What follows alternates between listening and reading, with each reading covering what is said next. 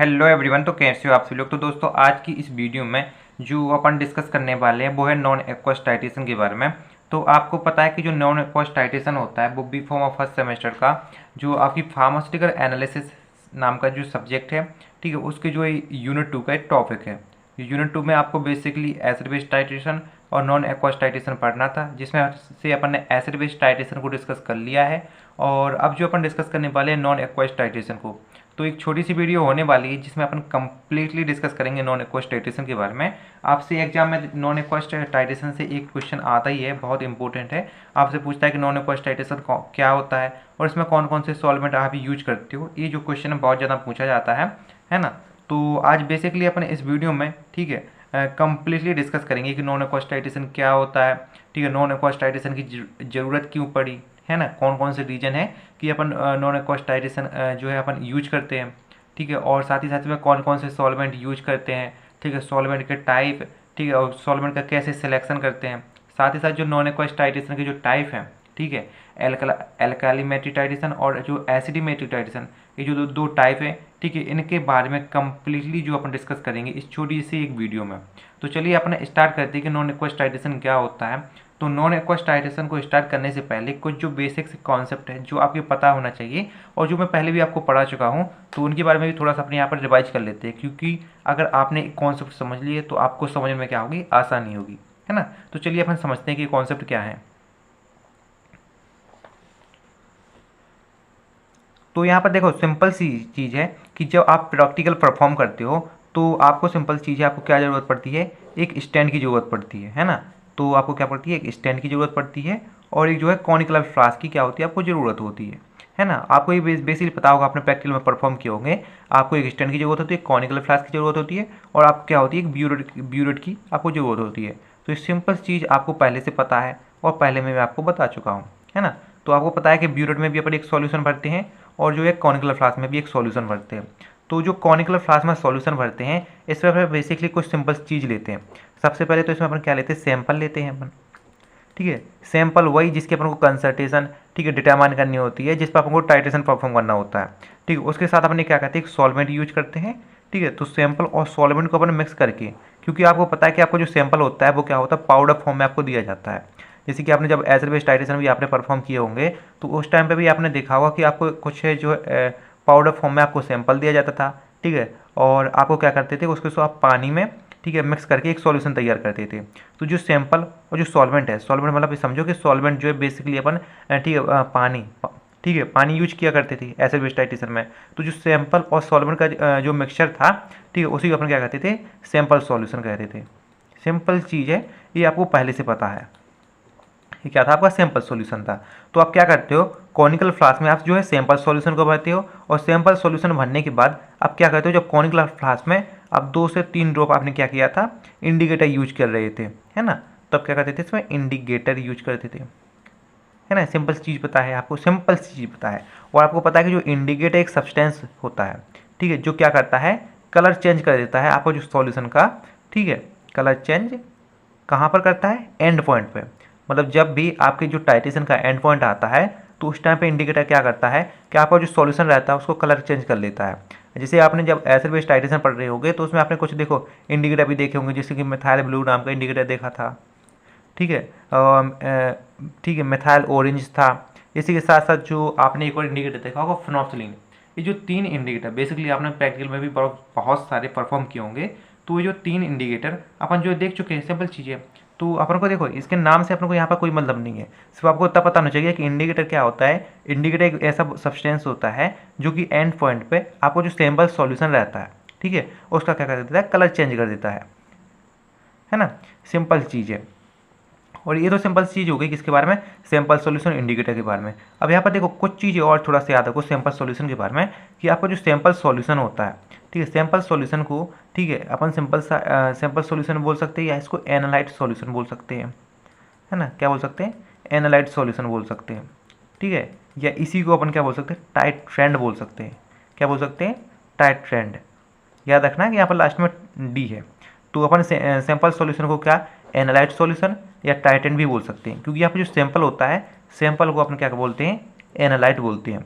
तो जो sample solution को अपन क्या बोलेंगे, एनालाइट सॉल्यूशन भी बोल सकते हैं। सिंपल चीज़ है। तो आपको इतने सिंपल से कॉन्सेप्ट समझ में आ गए होंगे आपको कॉनिकल फ्लास्क के बारे में। अब अपन बात करते हैं कि अपन ने जो ब्यूरेट में जो सॉल्यूशन भरा है वो क्या होता है। तो सिंपल सी जो अपन यहाँ ब्यूरेट में सॉल्यूशन भरते हैं वो होता है नॉन कंसंट्रेशन सॉल्यूशन, जिसकी कंसंट्रेशन अपन को पता रहती है और उसी की हेल्प से अपन जो टाइट्रेशन को परफॉर्म करते हैं, है ना। तो यहाँ पर जो सैंपल सॉल्यूशन भरते हैं, ठीक है, उसको अपन यहाँ से इसकी हेल्प से क्या करते हैं, उसकी कंसंट्रेशन को डिटरमाइन करते हैं। तो यहाँ पर जो सॉल्यूशन भरते हैं वो होता है स्टैंडर्ड सॉल्यूशन।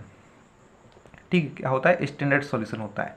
प्राइमरी और सेकेंडरी स्टैंडर्ड सॉल्यूशन के बारे में आपको पहले बता दिया है, और स्टैंडर्ड सॉल्यूशन क्या होता है ये भी आपको बता दिया है। अगर आपने नहीं देखा है तो डिस्क्रिप्शन में आपको प्लेलिस्ट की लिंक दी है, वहाँ से देख लो कि स्टैंडर्ड सॉल्यूशन क्या होता है।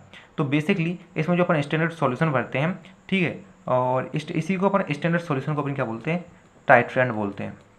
ठीक है, क्या बोलते हैं, टाइट्रेंट बोलते हैं। याद रखना यहाँ पर डी है और यहाँ पर अपन जो टाइटेन लिखा था यहाँ पर डी था, है ना। सिंपल सी यही चेंज है ना। तो यहाँ पर अपन जो सॉल्यूशन बनाया है उसे क्या बोलते हैं, टाइट्रेंट बोलते हैं। अगर आपसे कोई पूछे कि टाइट्रेंट क्या होता है, तो titrant is a standard solution which fill in the burette for the determination of unknown concentration of the solution. ठीक है, सिंपल चीज़ें आपको इतना सा याद रखना है। अगर आपको ये समझ में आ गया तो आपको जो है नॉन एक्वस टाइट्रेशन आराम से आप समझ सकते हो। तो अभी तक अपन क्या कर रहे थे कि अपन यहाँ पर जो सॉल्वेंट के रूप में आप क्या कर रहे थे, मेनली अपन यहाँ पर वाटर यूज कर रहे थे, किसमें, एसिड बेस टाइट्रेशन में, है ना। अपन ने जैसे वाटर यूज किया है। अब प्रैक्टिकल में भी आपने देखे होंगे कि सॉल्वेंट के रूप में आप वाटर यूज कर रहे थे।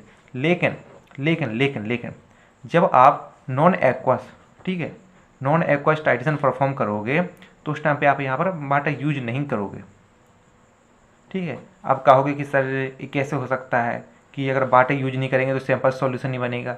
सैंपल सॉल्यूशन नहीं बनेगा तो अपन उसमें कैसे अपन जो टेस्ट को परफॉर्म कर सकते हैं, टाइट्रेशन लगा सकते हैं। तो मैंने एक कहा है कि सॉल्वेंट के रूप में यहाँ पर आप वाटर यूज नहीं करोगे, है ना, लेकिन वाटर की जगह और कोई सब्सटेंस होते हैं उनको आप यूज कर सकते हो, है ना। अब ऐसा इसलिए होता है क्योंकि हो सकता है कि आपने यहाँ पर जो एनालाइट लिया है, ठीक है, एनालाइट बोल सकते हैं, आपने यहाँ जो पाउडर लिया है, सैंपल लिया है, और जो सॉल्वेंट लिया है, सॉल्वेंट आपने मान ली सोचो कि आपने पानी लिया है, तो हो सकता है कि आपका ये जो पानी हो, ठीक है, वाटर हो, और आपका सैंपल हो, आपस में रिएक्ट ना करें, मतलब आपस में रिएक्ट कर जाएं। क्योंकि अगर आपस में रिएक्ट कर गए तो किसी नए प्रोडक्ट का फॉर्मेशन कर लेंगे, तो आपका टाइट्रेशन कैसे परफॉर्म होगा, सिंपल चीज़ है। या फिर हो सकता है कि आपको जो सैंपल हो, ठीक है, जो आपका पाउडर फॉर्म में आपने लिया है, एनालाइट लिया है, ठीक है, वो आपको जो पानी है, पानी में वो घुल नहीं रहा हो, है ना। अगर पानी में वो घुलेगा नहीं तो आपको सॉल्यूशन नहीं बनेगा। क्योंकि आपको पता है कि सॉल्यूशन की सबसे पहली शर्त यही होती है कि आपने जो उसमें सैंपल आपने उसमें मतलब मिक्स किया है, ठीक है ना, मतलब घोला है, डिजोल्व किया है, तो कम्प्लीटली उसको डिसअपियर होना चाहिए, मतलब दिखना बंद होना चाहिए। लेकिन अगर आप सोचो कि आपका सैंपल है, ठीक है, वो आपके पानी में आपका जो है सॉल्युबल ही नहीं है, अगर सॉल्युबल ही नहीं है तो आपको वो उसमें मिक्स नहीं होगा अच्छे से, वो देखना बंद नहीं होगा, क्योंकि उसमें आपको दिखेगा ना, जैसे कंकड़ आप पानी में मिलाते हो तो कंकड़ आपको दिखती रहती है, सिंपल चीज़ है। तो इसी तरह से, ठीक है, वो आपको सॉल्युबल नहीं होगा, आपको दिखता रहेगा, है ना। तो अगर सॉल्युबल नहीं होगा तो आपका सॉल्यूशन प्रिपेयर नहीं होगा, सॉल्यूशन प्रिपेयर नहीं होगा तो आप टाइट्रेशन को परफॉर्म ही नहीं कर सकते हो।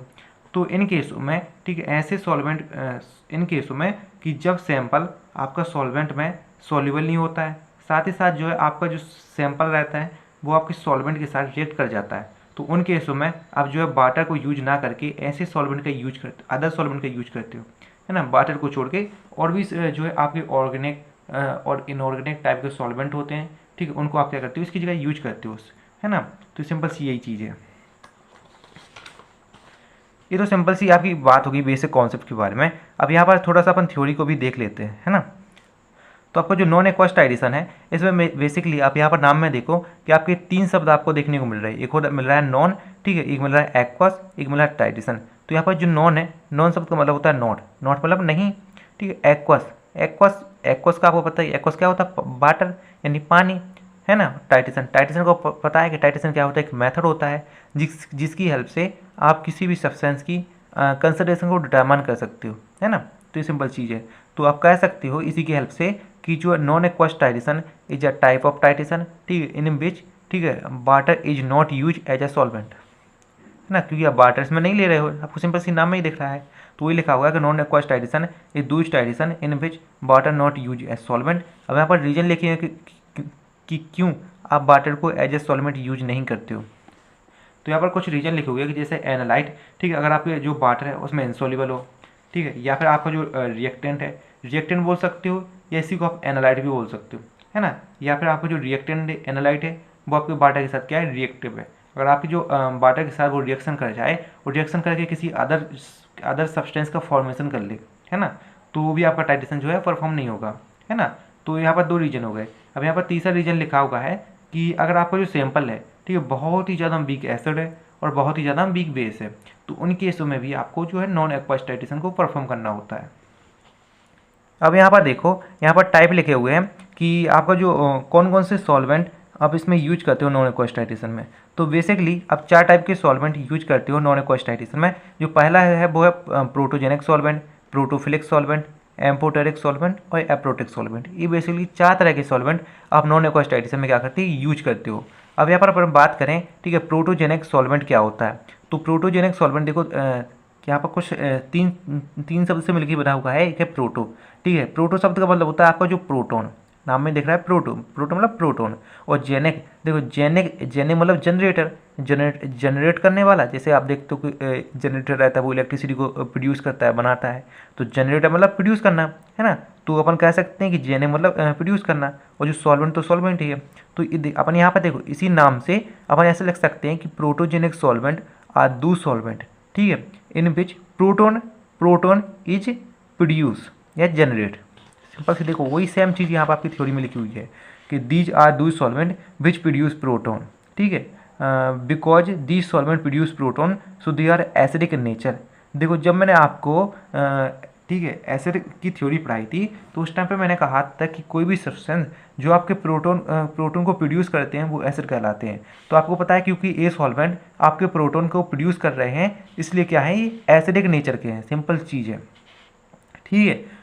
यहाँ पर देखो क्योंकि ये एसिडिक नेचर के हैं, ठीक है, ये एसिडिक नेचर हैं, इसलिए आप इसका क्या करते हो, यूज करते हो किसके लिए, आपको जो बिग बेस रहते हैं उनकी बेसिसिटी को इंक्रीज करने के लिए, है ना। सिंपल चीज़ है। और यहीं पर अगर आपको जो क्या होता है बेसिक नेचर का होता है, तो जो बिग एसिड रहते हैं उनकी एसिडिटी को इंक्रीज करने में यूज करते हैं। लेकिन क्या है एसिडिक नेचर का है, इसलिए जो बिग बेस की बेसिसिटी को इंक्रीज करने में क्या करते हो, आप इसका यूज करते हो। तो सिंपल चीज़ है, अगर आपको ये पॉइंट याद ना रहे तो भी आपका चल जाएगा, लेकिन आपको सिंपल सी ये जो लाइन आपको लिखी हुई है ये बिल्कुल आपको नाम से ही आपको समझ में आ जाएगी। तो आपको बेसिकली क्या करना है, आपको नाम याद करने लायक कि आपको जो सॉल्वेंट होता है वो 4 तरह का होता है। एक होता है protogenic solvent, protophilic solvent, amphoteric solvent और एप्रोटिक सॉल्वेंट। अब अपन बात करते हैं किसके, प्रोटोफिलिक सॉल्वेंट के बारे में।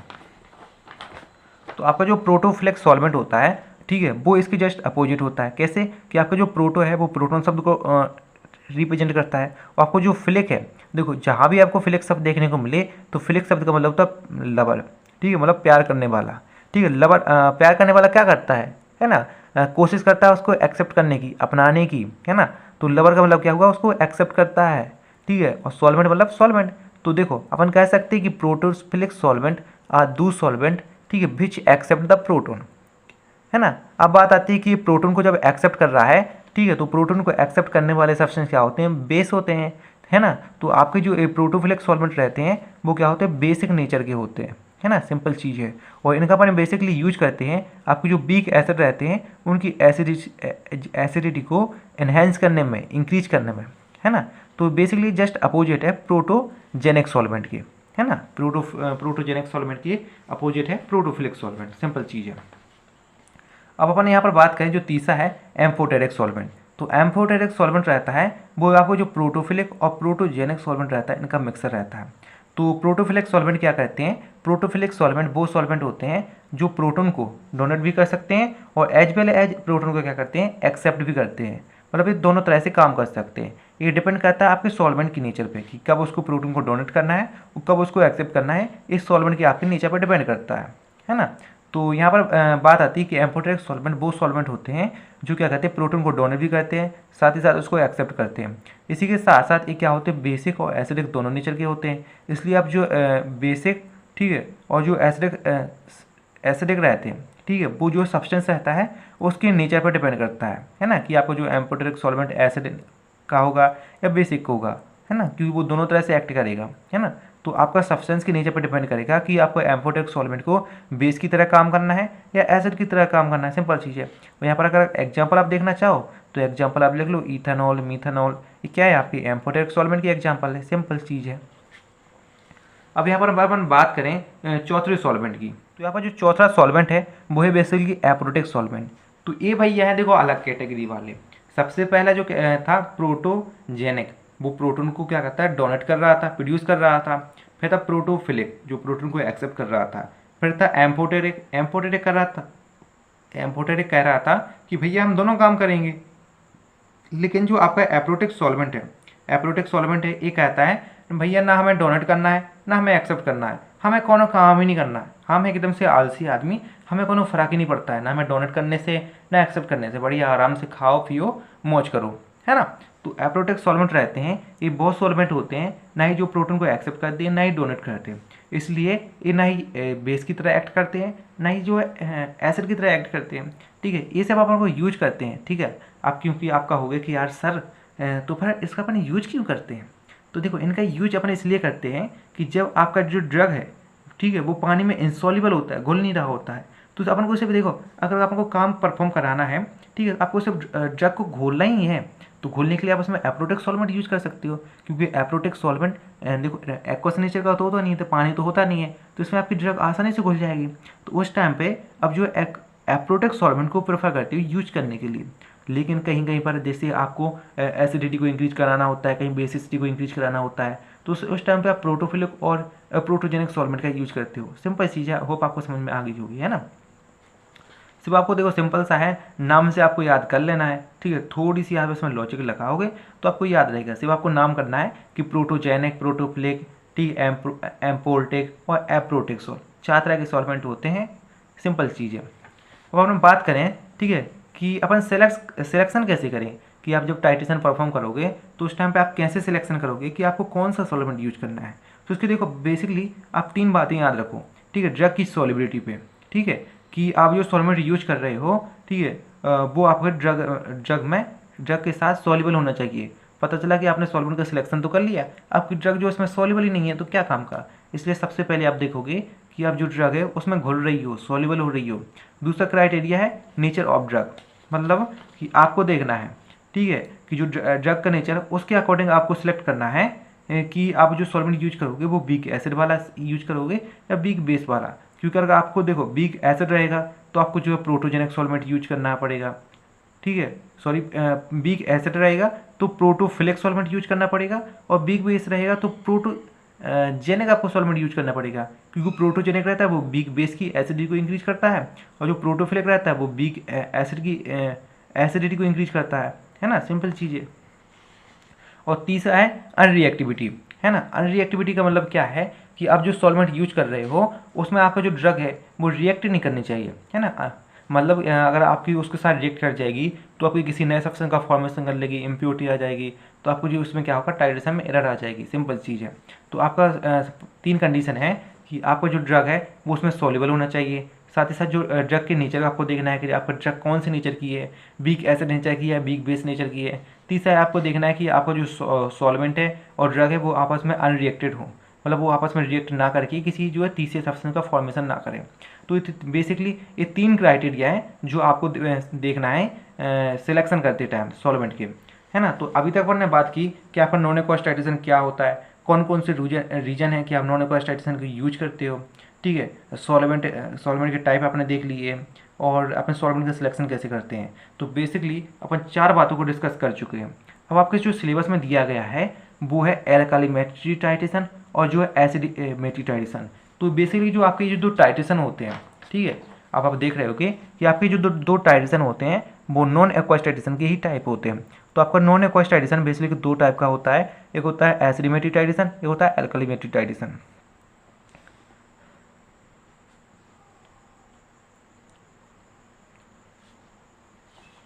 तो देखो सबसे पहले अपन बात करें एसिडिमेट्री टाइट्रेशन की। तो यहाँ पर देखो थोड़ा सा आप लॉजिक लगाना कि आप देखो देख रहे हो एसिडिमेट्री टाइट्रेशन मतलब एसिड, तो यहाँ पर देखो एसिड आप जो करोगे यूज करोगे तो आपको क्या करना है, जो एसिड है उसको ब्यूरेट में बनना है। तो एसिड क्या होगा, इसमें नॉन कंसंट्रेशन होगा। तो अपन का एसिड नॉन कंसंट्रेशन होगा तो इसमें जो बेस है वो अननोन कंसंट्रेशन होगा। तो एसिडिमेटिक टाइट्रेशन में आप नॉन एक्वस टाइट्रेशन की हेल्प से आप क्या करते हो, जो बिग बेस रहता है तो उसकी कंसंट्रेशन को डिटरमाइन करता है। सिंपल सी याद रखो कि यहाँ पर एसिड है, एसिड तो बेस की कंसंट्रेशन को डिटरमाइन करना है, और यहाँ पर बेस है, ठीक है, तो आपको एसिड की कंसंट्रेशन को डिटरमाइन करना है। ठीक है, नॉन एक्वस टाइट्रेशन में इस तरह से आप देख सकते हो। तो यहाँ पर लिखा हुआ है कि इस टाइट्रेशन में अपन क्या करते हैं, ठीक है, कंसंट्रेशन को डिटरमाइन करते हैं। डिटरमाइन करने का मतलब है पता करते हैं, किसकी, बिग बेस की, किसकी हेल्प से, नॉन एक्वस टाइट्रेशन की हेल्प से। ये तो सिंपल चीज़ हो गई। ठीक है भाई, ओके ओके ओके कर ली, लेकिन कैसे करते हैं वो भी तो समझा देना मेरे भाई। तो देखो सिंपल चीज़ है कि यहाँ पर जो आपको समझाई हुई थी कि आप इसमें क्या होता है, आपका क्या लेते हो, सैम्पल सॉल्यूशन लेते हो, तो आपको सैम्पल सॉल्यूशन क्या होना चाहिए, बिग बेस होना चाहिए, क्योंकि बिग बेस की कंसंट्रेशन को आपको डिटरमाइन करता है। और इसमें आप क्या करते हो, इंडिकेटर यूज करते हो। तो बेसिकली आप इसमें क्या करते हो, क्रिस्टल वॉयलेट नाम का जो इंडिकेटर है उसको आप क्या करते हो, यूज करते हो। और इसमें आप क्या करते हो, इसमें आप जो देखो यहाँ पर आपने जो है बिग बेस लिया, मतलब बेसिक सॉल्यूशन लिया है, तो सिंपल चीज़ है कि यहाँ पर आपको क्या लेना है, एसिडिक सॉल्यूशन लेना है ना। तो यहाँ पर क्या आपका एसिडिक सॉल्यूशन है ना। और आपको एक चीज़ और पता है कि इसमें जो आप सॉल्यूशन भरते हो वो क्या होता है, स्टैंडर्ड सॉल्यूशन होता है। तो आपका एसिडिक सॉल्यूशन क्या है, एक स्टैंडर्ड सॉल्यूशन है, और स्टैंडर्ड सॉल्यूशन को ही अपन क्या कहते हैं, टाइट्रेंट कहते हैं, है ना। तो आपका जो है टाइट्रेंट क्या है, आपका एसिडिक सॉल्यूशन है, सिंपल चीज़ है। तो वही अपन को यहाँ पर थ्योरी में लिखी हुई है। तो अब बात आती है कि एसिडिमेट्री टाइट्रेशन अपन कौन से सैंपल के लिए यूज करते हैं। तो देखो यहाँ पर बहुत सारी ड्रग होती हैं, ठीक है, जो क्या होती है, बिग बेस नेचर की होती हैं। तो उनकी कंसंट्रेशन को डिटरमाइन करने के लिए आप एसिडिमेट्री टाइट्रेशन का यूज करते हो आप। लेकिन यहाँ पर कुछ स्पेसिफिक ड्रग दी गई है, जैसे कि आप याद कर सकते हो इफिनेफ्राइन, ठीक है। इफिनेफ्राइन एक ड्रग होती है, ठीक है, जो क्या रहती है, आपके CNS से रिलेटेड रहती है, आपकी जो ब्रेन से क्या संबंधित रहती है। तो आप उसको डिटरमाइन करने के लिए, ठीक है, कैफीन रहता है, आपको कैफीन पता होगा, एक नार्कोटिक ड्रग होती है, ठीक है, जो कि कैफीन आपके साथ पता नहीं जिसमें भी पाई जाती हो, ठीक है, जो कैफीन रहती है, ठीक है, उसको डिटरमाइन करने के लिए, और जो आपकी एफेड्राइन रहता है, ठीक है, उसकी कंसंट्रेशन को डिटरमाइन करने के लिए, ये जो तीनों होती हैं वो बिग बेस नेचर की होती हैं, ठीक है। उनकी कंसंट्रेशन को डिटरमाइन करने के लिए अब जो है एसिडिमेट्री टाइट्रेशन क्या करते हैं, यूज करते हो, सिंपल चीज़ है। ठीक है, अब यहाँ पर बात करें अपन सॉल्वेंट की, तो जो सॉल्वेंट होता है, ठीक है, इसमें आप जो सॉल्वेंट यूज करोगे वो आप सिलेक्ट करोगे किसके बेस पे, आप जो इसकी जो सिलेक्ट करोगे वो करोगे आपके सॉल्वेंट के बेस पे, क्योंकि आपको पता है आपने बिग बेस लिया है। तो बिग बेस आपको पता है कि जो बिग बेस सॉल्वेंट होता है उसकी बेसिसिटी को इंक्रीज कराता है, कौन, प्रोटोजेनिक सॉल्वेंट। इसलिए अपन इसमें क्या करोगे, प्रोटोजेनिक सॉल्वेंट का आप इसमें यूज करोगे। अब यहाँ पर बात आती है टाइटेंट की, मतलब यहाँ पर देखो टाइटेंट कौन सा यूज किया, तो अपन को बेसिकली पता है कि टाइटेंट अपन ने जो यूज करना है वो एसिडिक सॉल्यूशन होता है। एसिडिक सॉल्यूशन मतलब HCl, मतलब हाइड्रोक्लोरिक एसिड, ठीक है। तो परक्लोरिक एसिड, ठीक है, हाइड्रोक्लोरिक मतलब HClO4, ठीक है। आप क्या करोगे, इसमें मेनली यूज करोगे किसमें, ब्यूरेट में। और जब क्या होगा कि इस पर जो एंड पॉइंट आएगा, देखो जब आप इसमें बूंद बूंद करके इसमें मिलाते जाओगे तो एक कोवेलेंट पॉइंट आएगा, एक कोवेलेंट पॉइंट की एक टाइम बाद आपको एंड पॉइंट आएगा। तो एंड पॉइंट आएगा तो उस टाइम पे क्या होगा कि आपको जो कलर रहता है, ठीक है, वॉयलेट कलर रहता है, वॉयलेट से क्या होता है, एलोवेस कलर आपको देखने को मिलता है। तो सिंपल चीज़ है किसके बारे में, एसिडिमेट्री टाइट्रेशन के बारे में। अब जो दूसरा टाइप है वो है एल्कालीमेट्री टाइट्रेशन। तो यहाँ पर देखो एल्कालीमेट्री टाइट्रेशन में बेसिकली अपन जो इसके अपोजिट होता है, अभी अपन ने जो पढ़ा है एसिडिमेट्री टाइट्रेशन, इसके अपोजिट होता है। तो यहाँ पर पता है कि जो एल्काली शब्द होता है, एल्काली का मतलब होता है बेस, है ना। तो इसको अपन बेसिडिमेट्री टाइट्रेशन भी बोल सकते हैं। तो इसमें बेसिक अपन क्या करते हैं कि अभी देखो मैंने बताया था कि यहाँ पर जो लिखा हो उसके अपोजिट की कंसिडरेशन डिटरमाइन करते हैं, है नहीं, मतलब यहाँ पर बेस से लिखा है तो अब आपको, ठीक है, इस टाइट्रेशन में क्या करना है, आपको जो एसिड रहता है, ठीक है, एसिड की कंसिडरेशन को आपको क्या करना है, डिटरमाइन करना है, किससे, नॉन एक्वस टाइट्रेशन की हेल्प से। तो यहाँ पर देखो आप वही सेम चीज़ है कि यहाँ पर देखो क्या है, आपका जो कॉनिकल फ्लास्क है, कॉनिकल फ्लास्क में इस बार आपने एसिडिक सॉल्यूशन लिया हुआ है, क्योंकि एसिडिक सॉल्यूशन की कंसंट्रेशन को आपको डिटरमाइन करना है। और इसमें आप इंडिकेटर यूज करोगे तो इसमें मेनली आप थायमोल ब्लू इंडिकेटर क्या करते हो, इसमें यूज करते हो, है ना।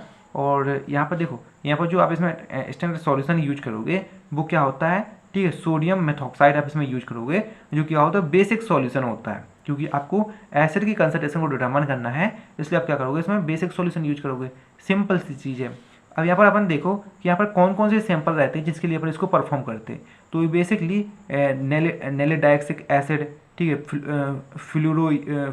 फ्लूरासिल, ठीक है, ये दो जो आपके एसिडिक ड्रग हैं, ठीक है, उनकी कंसंट्रेशन को डिटरमाइन करने के लिए आप इसमें यूज करते हो। इसको सैंपल बोल रहे हैं, एनालाइट बोल रहे हैं, कुछ भी बोलो, बस आपको पता होना चाहिए कि इनकी कंसंट्रेशन को आपको डिटरमाइन करना है, ठीक है। और यहाँ पर जो सॉल्वेंट यूज करोगे, क्योंकि आपको पता है कि आपने जो है एसिडिक सॉल्यूशन लिया हुआ है, मतलब आपने जो वीक एसिड सॉल्यूशन लिया हुआ है, और आपको पता है कि एसिडिक सॉल्यूशन की एसिडिटी को इंक्रीज कराता है प्रोटोफिलिक नाम का सॉल्वेंट।